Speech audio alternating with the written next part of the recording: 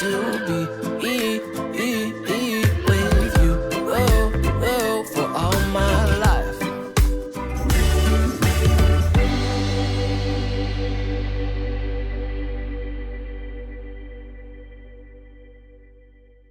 Hi, I'm Jim Clark, Visual Arts Manager here at Hopkins Center for the Arts. We're speaking with David Amdur about his exhibition At Play on view now through August 2nd, 2025. David, welcome. Thank you very much, Jim. Thank you. Can you tell us about the origin of this series? The work on display features people in communal activities, largely outdoors, some are indoors, but has this been a persistent subject matter for quite some time, or what are the origins of the series? So even before COVID, I felt like our culture was beset by isolation and division since the past several years. I felt like I wanted to celebrate community. Initially, when I began, I did a series of 4 paintings of the May Day Parade, which has taken place in Minneapolis for 40-odd years now. It's a place where the community comes together and celebrates creativity. It's a very beautiful thing every May. And then I did a series of musicians because I thought of musicians as a par excellence example of people coming together and sharing things and interacting. Since that time, I have done playgrounds and children playing in playgrounds. And while they're adults, usually we say they're the adults' children, children's adults are kind of hanging out and sometimes get a chance to talk to each other. Mm-hmm. Also, great outdoor national parks in the North Shore and places like that, fabulous places where people come together.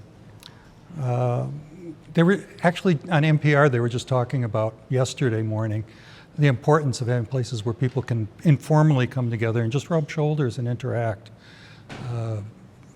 Sociologists have said that was really important in the development of Europeans and also Greek civilization, is that people came together in cities and got to know each other.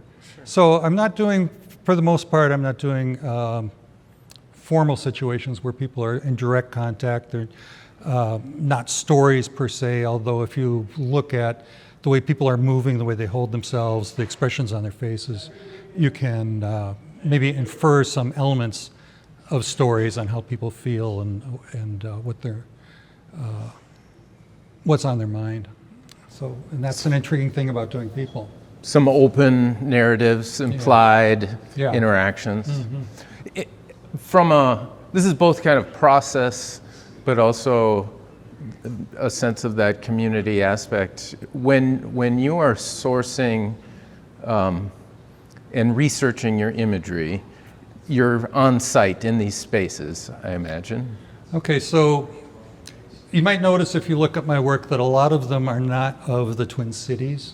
Most of them are not, except for the musicians. But fact is, even though I really like these situations where people come together, usually I'm in my studio and I don't get out a heck of a lot, except for when I'm traveling, then I am. And traveling's always been a priority throughout my life. I usually tried to get on one long trip a couple weeks a year.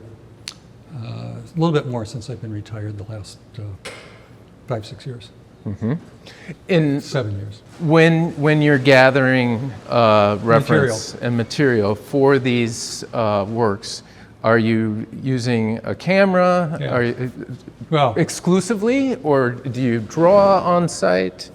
Pretty much it's material that I've gathered with my iPhone. Yeah, okay. And so I don't think any of these paintings are exclusively copies of a picture that I've taken with my iPhone.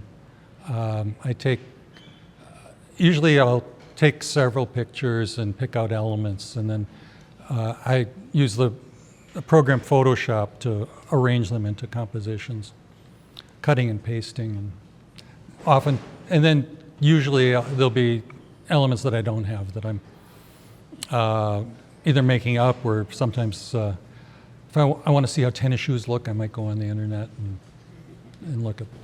They aren't strict reportage. No. You are amalgamating and compositing different references because they're so crystallinely composed. Yeah. It would be mind-blowing if you could get everyone to stand just so.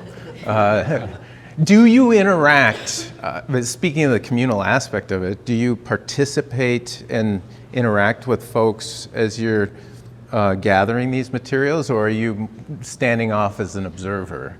Yeah, I guess I'm more standing off. Yeah. I want to say something about composition, though. Sure. I think color and compositions are really my strongest values, and what attract me through art throughout history, the tradition of art throughout history, is those elements. These are physical forces, the color and shape. And in a composition, one thing leads you to another, leads you to another. You can enter into a space of a composition and travel through it. And different things line up with different things, maybe far apart, but they cohere and draw your eye. So leading lines and what one of my professors called spatial arabesques, the trip into space and then the trip back. Things like that. And color particularly, I don't use unreal colors, I think, but I do look for harmonies of color. So a blue somewhere is reinforced by a blue somewhere else. And as that happens, there's a sense of almost the air of around the picture becomes set with the mood, color resonance. How much of your choices in that way are intuitive, and how many are really kind of, have you defined or developed an approach that you feel is kind of fail-safe, and you use it in a technical fashion, or are you kind of feeling it out? You know, part of my education is I went to the New York Academy of Art, which was a very academic place, and I was exposed to theories about the hidden geometry of pictures, and I don't use any of that stuff. And, you know, like, I'm aware of the rule of thirds and such, but it's really entirely intuitive and reactive. And how much of your color choice, say, comes from the local hues that were presented in your reference photos, for instance? Like clothing, as an example. Always very much the starting point, but in this composition, I had a lot of blue up here and I wanted to bring more blue down. Sure. So that blanket became blue. This guy was wearing blue. Some of the others were, I don't remember. But Yeah. Also, process-wise, do you start with an underpainting that covers the entirety of the canvas in a single color as a unifying factor? I don't like to fight the white, so I generally put on an imprimatur, a ground layer. And I've been painting on red. It's the greens bounce off of very nicely. Yeah. But I think I might go to gray. And the Venetian painters used kind of a real brick red. Yeah. It sounds like you're a student of history. Do you feel that's true? Yeah, I actually taught the history of art and design at Brown College for 10 years. Well, and it's one thing to teach it, and it's another to have it like woven into your personal practice, I've found. Do you feel like you're in conversation with the artists of the past? Most definitely. Yeah.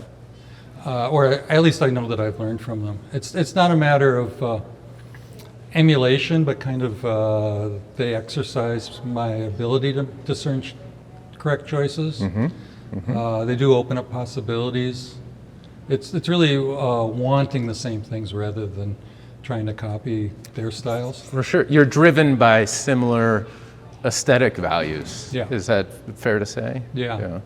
Are there some artists that you look to again and again and again for inspiration or how they solved a certain problem? Past few years, I've been really quite enamored with a lot of Winslow Homer paintings because he, with color, he can really. It's not always the case in his paintings, but he can really make the color vivid and the way the figures are. There's a solid space for them, and they have interesting interactions. Sure. So I think probably I've been thinking about Homer a lot as I've been working on the outdoor pictures, I guess. Sure. Your work before this series, did it have any similar elements or drive? What did it look like? So I had a 10-year hiatus. Sure. I was laid off at the end of 2008 from my teaching job, along with 28 out of 72 faculty. They really downsized, and took up transitioned into a brand new career. I learned that word. I'm in transition. You're not alone. In my mid 50s, and spent all my time either networking, learning about the new field, learning business talk, and I became an instructional designer and did that for 10 years, and then was able to get back into painting when I retired. Did you find that time away intensified your focus at all when you returned? No, I played around with a few different ideas when I came back. Yeah. I was at that point I was drawing from different masters and from sculpture and stuff like that. Did your work look markedly different after that 10 years? You know, I've been doing pictures of people interacting since the early 80s. I don't know if you remember the new Riverside Cafe. I did a 6-foot wide canvas of people just kind of hanging out and eating and interacting. Sure. And then the most recent work I did was of people in their gardens. And again, the expressive nature of the human figure in a task was really important to me. But that work does look different. Actually, the series before that is kind of more similar. It doesn't have people in it, but in terms of color and composition. The formal aspects and the stylistic approach. Yeah, similar? it was actually closer. I'd have to show you examples to point out how. Sure. I actually showed that work here in 2006. Okay. Upstairs. Yeah. Did you find that when you returned to art making in earnest, were there unexpected lessons that you learned being away from it that you applied to your work or seeped into the work in any way? I don't know. Yeah. Did you miss it during that time? I was so preoccupied. Right. And, you know, instructional design, you're developing learning in the corporate world, for some reason they call it learning. Sure. All kinds of things, so all kinds of subject matters. I did 30 lessons on a pork disease, a pig disease, and had to really dig into how the immune system worked. And you know, it was really interesting. It was challenging. I was putting all my time in it, and it was really very compelling. I was also served on the boards of a couple of professional organizations, so it kept me busy, kept me engaged, and it was really interesting. But as soon as I didn't have to do it anymore, I was really glad to let it go. Yeah. Have you always been a painter? Yeah, so in my teenage years, I didn't think I could draw, so I didn't really get into painting and drawing. I was always interested in art, and I did light shows and kinetic light art, where things move around, lights flash and such. Sure. And which is quite different. yeah. I was kind of more interested in much more avant-garde art at the time. Mm-hmm. Do you not think of this as avant-garde? I think it's very hooked into the tradition of figurative painting. Mm-hmm. You know. Sure. It's not a high priority of me to push the envelope. I just want to do it feels right. Yeah. But at the time, I think I was, being young, I wanted to upset apple carts and For sure. and stuff. And that dissipated over I also time? did a little bit of performance art at small gatherings when I was a teenager. Welcome back. We're doing performance art right now. When did that change? Was there an event or a catalyst for that? When I got to college, I was taking literature and social science, philosophy, and then I decided to take an art appreciation course, and then I decided to maybe I'll try a drawing course, and got quite a bit of encouragement. The U of M at that time was entirely dominated by abstract painters at that time. Some of them have moved on to, one of them showing here. Yeah. I think Wayne was doing kind of similar work to what he's doing now. Sure. But I hear that a lot from artists of your generation, that the education at the time was so heavily one-sided that it was gave hard. me a foundation with the idea that, which I found intriguing, is that the interaction with the with the visual aspects is more important than subject matter, which is something I still believe. I think subject matter is important. I feel keenly responsible for doing right by my subjects, and I like the subjects that I choose, but it's really the visual energy of the composition and the color composition is what really matters the most to me. It really, in the 80s when I was in graduate school, not the school that I was at, but generally there was a real reaction against what they called formalism, the idea that form is most important. And formalism somehow got construed as really stripping things down to what became minimalism.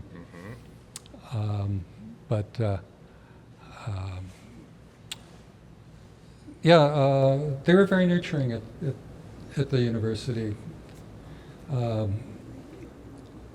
David Feinberg came by the show. Yes. It was really gratifying. Yes. And Marvelous. Back to some process. Once you've composited your reference in Photoshop, then do you work from that kind of as an observed event, and you've got that to the side and you're painting, or do you transfer it in some other way, whether gridded or no? Well, I do use a grid. You do? Yeah. It just saves a lot of time to Sure. get the proportions correct. Yeah. And this is very granular, but many of the people that enjoy these are artists themselves. And the size of the grid, does it change, or do you use the same size? Okay. So I learned this grid from a show of Claude Lorraine drawings at the Norton Simon Museum in Pasadena. And rather than having to measure increments, if you just draw diagonals and then that gives you the center, and then you go across of the centers, and then go diagonal this way. You get a really nice grid that's it's quick to set up, and actually it's really interesting how it oftentimes elements of the composition will line up with parts of the grid. Yeah. So I mean that intuitive structure comes into a geometric structure, the hidden structure of art, right? Because you're feeling that as you're looking and as you're organizing. It's a kind of a natural expression of it, and then it's reinforced when you put that over the top. You see relationships, I just think it's a dynamic grid, and it's not that I have that grid in the back of my mind. Sure. But it's remarkable how it pops up, kind of. Yeah. And you've used it for Long time. Yeah. Long time. Do you Yeah, ever? when I was struggling with figure proportions, Sure. I'd hold up a visual finder with that grid, a viewfinder. Oh, really? Yeah. And that's a persistent tool in your. Yeah. Yeah, I think since the early 80s, maybe, no, even the 70s, yeah. Sure. One of my profs, Gabriel Latterman at New York, when I was in graduate school, he said, "Oh, you introduce an object in your line of sight when you." I mean, a lot of people, the cliche is that you're, and I do that too. Is take a pencil or a brush and measure this and compare it to that. Sighted measurements. Yeah. These works are almost exclusively horizontal and all the same size, but for the one that goes vertical, is that? Yeah, I got another vertical one that's in the it's at the Burrell Gallery now. Okay, yeah. Well, and I was just curious about your choice of size. Yeah. Do you work in any other sizes? I can. Oh, certainly. I mean, clearly. But is this the size that you naturally prefer? Okay, so I got back to, I'm 70 now. I was getting towards the long game, I don't know. I'll paint as long as I can, but I've known so many artists that are really fabulous artists that are left with a lot of large canvases. Because when I was in graduate school, everybody in New York, you got to paint big. You got to make a big statement so people will notice you. Yeah. And I don't know. I see so many wonderful painters that leave legacies of large objects that nobody knows what to do with. A very talented artist. She studied with Wayne Thibault at Davis in California. Last year, she said, or a couple years ago, there's going to be a lot of artwork in my driveway. Come and get it, or it's going to go in the dumpster. So these paintings I can put into about 3-4 boxes, and just if somebody else doesn't want to buy them, at least my daughter isn't going to be overwhelmed. Practical choices, but you're also not feeling restricted by the size. No, I've enjoyed it. It works. Yeah.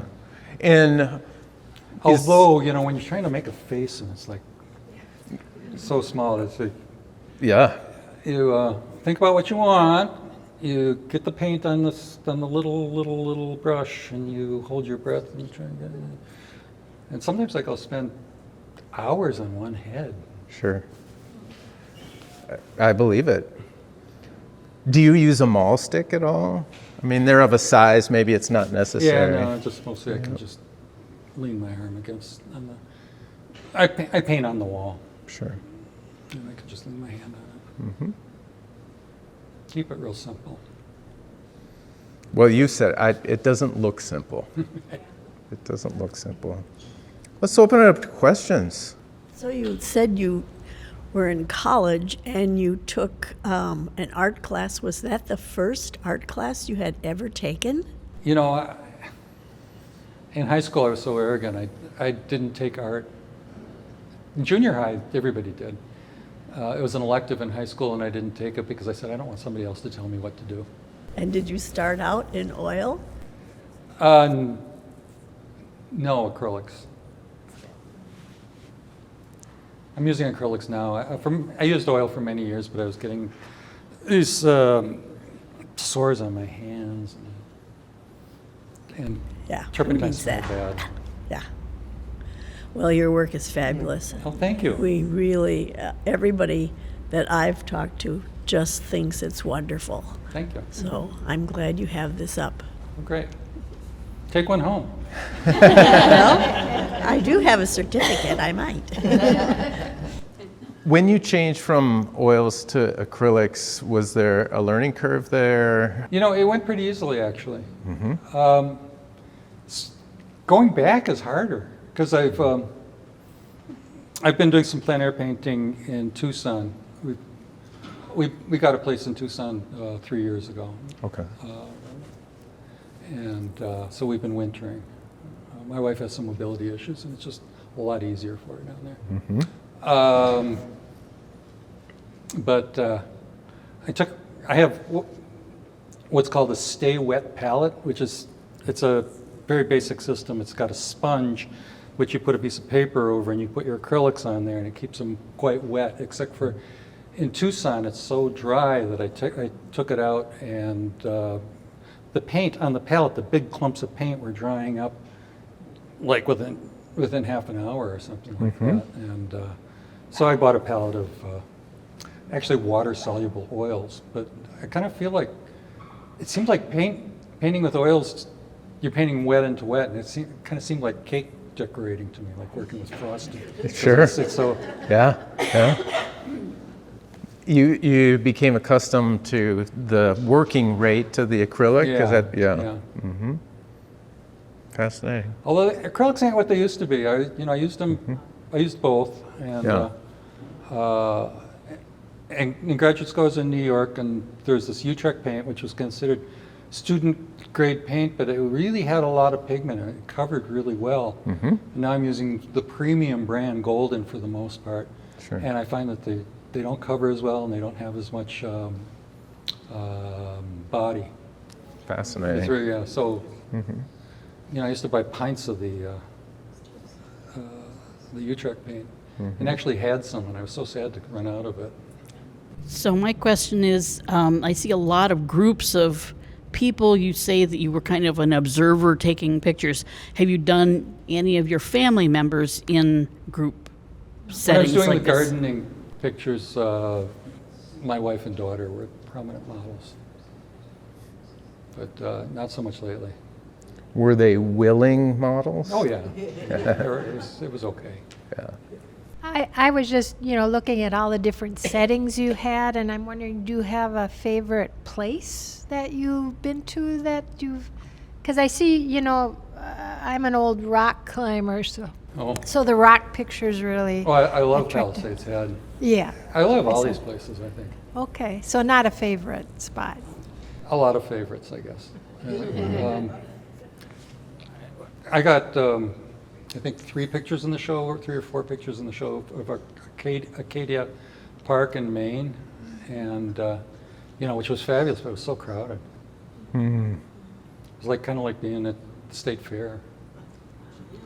Well, so there's the island, and then there's actually the north of there's Winter Point, and that's less populated. So do you find that you a lot of times do the background, the scenery type thing, and then put the people in according to what the background is calling for? No, I think I work the whole composition as much as I can at once. I took a series of pictures of the development of one of the pictures and put them together into a time sequence. So it was of a wading pool, and actually it was shallow, and beneath it was kind of a sand color. And I kept on trying to paint, and it kept on looking like sand rather than water. So I said, well, there's trees back there. I'm going to make these trees reflect in the water. And actually, it worked out very well, the color of the composition.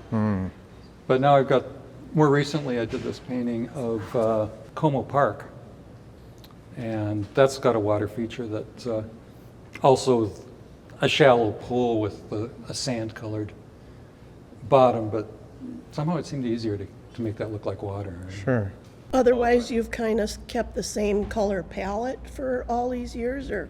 So I use a palette that's kind of good for anything. It's pretty much of the three hues, I have a warm and a cool of each, and then white. And for many years I didn't use black, but then actually I've been really enjoying using black.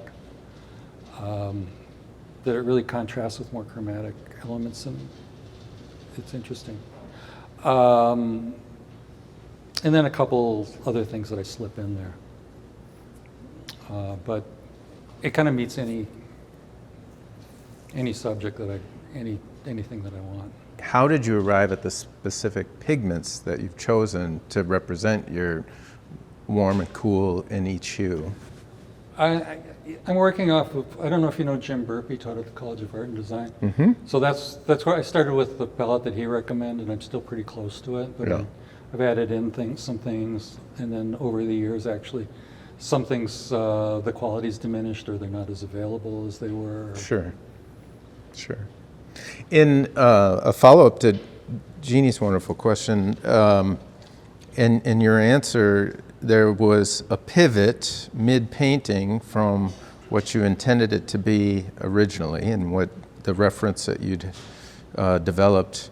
How often does that happen, where you're painting from a reference and you're like, you know, I'm gonna change. I'm gonna put a tree here. That was a big change.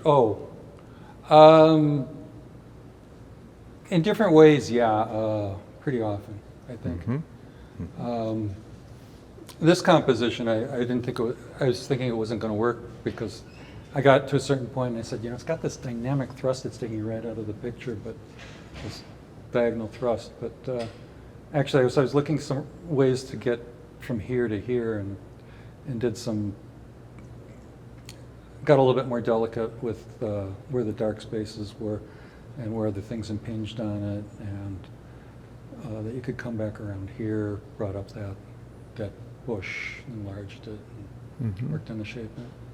And it seemed to cohere much better. Mm-hmm. The frames, I noticed the frames too. I noticed the paintings, of course, and then I started noticing the frames are so perfect for that art that you do. And so did you decide to use that kind of a frame, and it just worked out, so you just kept going, or how? You know, it's a kind of a minimal frame treatment. It's not showy. It doesn't distract from the painting. I do them myself. Told you. So it's oak doorstop, and these are on panels. So the panel is actually glued to 1x clear pine. Some of them are fir, but it doesn't matter. Lumber. I just look for clear lumber that I can use. So that's the kind of thing that I wouldn't think about unless it wasn't working. If it works, I don't have to think about it. For sure. Maybe a closing question, David, given that you had said that the origins of this particular series started with a sense that was even pre-COVID about social division, and I wonder, do you feel like your work is political action? And do you feel like artists are responsible for something like that? You know, I used to do a lot of political theme paintings, and they were topical. So actually, in my garage, I've got a 6-foot wide painting about how awful it was, people being beat up with bullwhips in South Africa. Mm-hmm. And then I got a chance to show it a couple of times, and it's been sitting in my garage. And I have the Tiananmen Square Massacre painting. And, I still do. I did one about Ukraine with Vladimir Putin as a giant smashing buildings and picking up somebody and chewing on.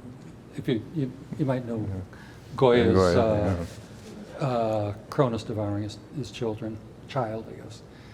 And those are very overtly political. Yeah, but they're topical, so they lose. There's no place for them after a while. So I think that these are things that people can live with. And yeah, it's great if they can affect them in a positive way. Matisse did very apolitical paintings, but he felt like they were somehow healing to mankind. So, And that was kind of what I was getting at, that they feel like they are of that ilk, that they're related. People have been picking up on that. As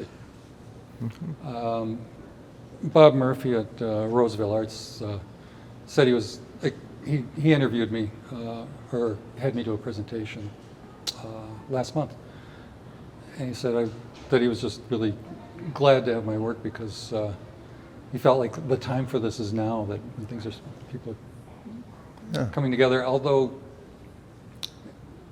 I'm not doing the solidarity of strikers coming together or protesting. I would do a protest. I don't know. Yeah. Well, David, thank you for sharing your community paintings with our community. Okay. Well, thanks so much for coming, everybody. Thank you. Thanks so much for having me.